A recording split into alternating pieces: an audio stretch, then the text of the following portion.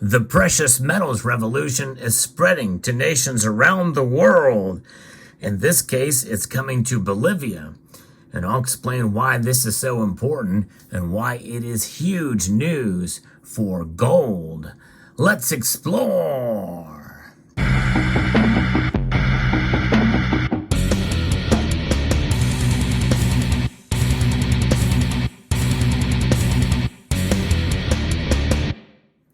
Gold.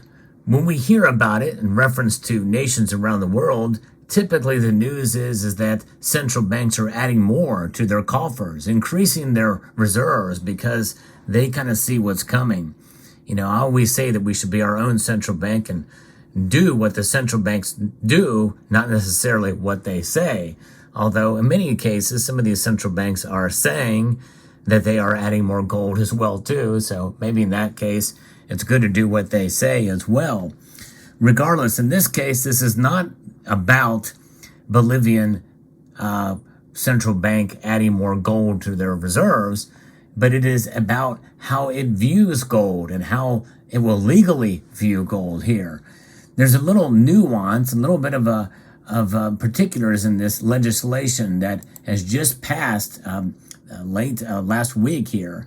Bolivia's Senate, according to investing.com through Reuters from La Paz, as sent to me by a member of the community, their Senate had voted to give final approval for a so-called gold law, aiming at strengthening the country's foreign currency reserves.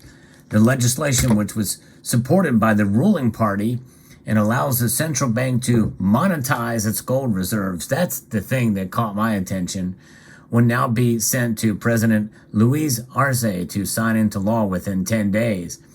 And I think that this is a leftist party that is in control there, if I'm not mistaken. Fears over a shortage of dollars in recent months have fanned broader worries over an economic crisis in Bolivia, where foreign currency reserves have been falling for years and where the local currency is pegged to the greenback. So when you think about that, when you think about the local currency there, essentially it's backed by the dollar, which is inflating, and there's a shortage of them. They got to do something. Well, just as what Zimbabwe did, and that made big news. I've talked about that on this channel too. So is what Bolivia is doing. They are now adding more gold to the reserves here. And this is something that they want to do, or they're just recognizing it now, essentially. And in a statement after the vote, Bolivia's central bank said the law was the result of a consensus with gold producers, mining cooperative members, social and union organizations from different sectors and national legislatures. So it will allow the central bank to buy raw gold from mining cooperatives in the country and convert it into gold currency or bars to trade on the international market. So that is going to empower Bolivia in that regard. We have approved the law by majority. It is to ensure a stable economy in the plurinational state, said Hilarion Manani, a senator for the ruling leftist party, MAS. Bolivia's net foreign reserves have fallen from a peak of above $15 billion in 2014 to less than $4 billion now. So, and it does make sense on the surface. At least I'm thinking it does. Even though it's from a leftist party, you kind of question and wonder. But, you know, people can be pragmatic, really no matter what their political affiliation is, because gold does not have an agenda. It is a means to an end. It is a utility. It is a commodity. And in this case, they're recognizing it, and the ruling party here is recognizing it as money. Bolivia has a deep crisis, and this law is only a palliative, said opposition Senator Andrea Periantanos after the debate. In other words, they see it kind of as a Band-Aid approach. There's another piece here by the Telesur English that has talked about this, and said the purpose of the bill is to strengthen the net international reserves and open the possibility of the Bolivian central bank to properly manage its assets, buying gold from national producers, not only from state-owned companies, Montenegro said, adding that the BCB must maintain at least 22 tons of non-monetized gold To me, that sounds good, at least. I don't know. But during the debate, Cecilia Raquiana, an opposition senator from the Community Citizen Party, questioned the bill, arguing that it gave the BCB powers to buy gold from informal small producers, maybe artisanal, maybe these are that are not regulated, that are dangerously and producing illegal gold that is probably not allowed to really be traded internationally. Of course, that flies in the face of some of the ESG factors that are being put into play and some of the requirements of the LBMA and the like. So this could actually backfire if it's not done correctly. But who knows? Maybe I'm reading into that incorrectly. I don't know. But anyways, and it did not influence the majority of the senators because they ended up voting for it. So pretty interesting. But the fact that it's monetized and that it will be monetized, recognizing it as money, I think is pretty important for sure. So you don't have to rely on the dollar. This is big news, not just because of everything that I've mentioned, but it's also, whether it be voluntarily or not, there is another example here with Bolivia of de-dollarization. The de-dollarization now is in effect in Bolivia, maybe not by choice, by the way, as a result here. So very interesting indeed. And by the way, you can see here an example of some gold. I didn't have any Peruvian gold, so I brought out some Mexican gold to kind of show in this video. Because in reality, hey, it's nice to have a little bit of gold that's close to the region if we don't have any Bolivian gold to show there. And here's a Mexican 50 pesos piece. Beautiful gold coin here. Also just thought I'd bring out some 999 fine gold here in the form of Australia kangaroo nugget, and then also a Canadian maple leaf. So a good representation here of North American gold, but also from around the world, the other side of the world there. But gold, certainly high valued, has no agenda, and that's exactly what's happening there. It'd be very interesting to see how this plays out.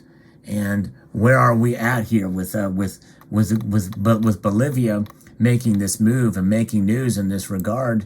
Bolivian gold is something that something that's pretty fascinating. Now, there's another piece here as well too that Bloomberg has as well that talks about it, and it will ease a dollar shortage and tame a growing financial crisis, and it will allow the Andean nation central bank to undertake operations with its gold reserves in international markets.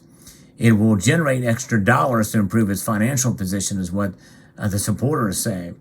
So it allowed them to trade gold internationally, which will help them.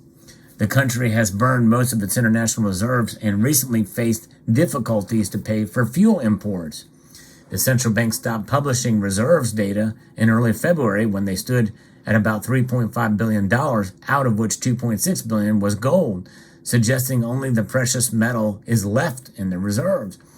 While the Arce administration says the ability to operate with its gold in markets will halt the low liquidity Bolivia is going through, opposition lawmakers criticize the bill by saying it's not a structural solution to the economic crisis.